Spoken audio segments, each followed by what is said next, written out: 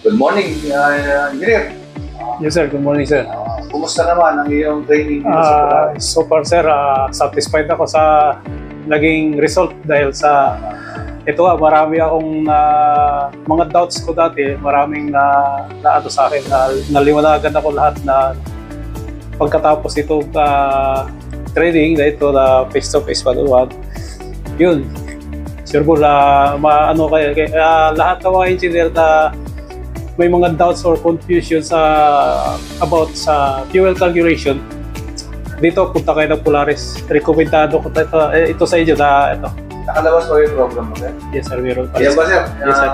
Nahirapan ba tayo sa ginawa ko, sir? Dito, ito na yung talagang actual na pinakita, tinuro sa atin. Dito talaga makikita nyo na malinaw na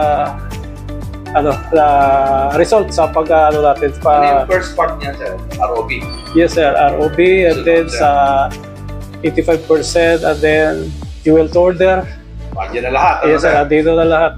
Medyo nakakalito sa una. Yes sir. At ito nga, nakakalito siya sa una, dito. Ngayon, pag nasa onboard na tayo, yun, i-practice natin para... Pero bukod sa program, sir, may manual. Oh yes sir, bukod sa manual, sa program may manual tayo na pwede rin tayo pwede natin i-review araw-araw o kaya yung sa video, isa din yun, napaka-importante nun. Yes sir. Salamat sir sa pagpayag mo naman ito. Yes sir. Yes, sir.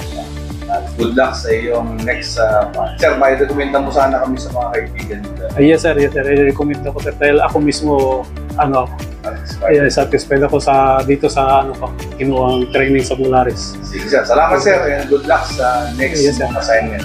Thank you sir. Thank you very much din po sir.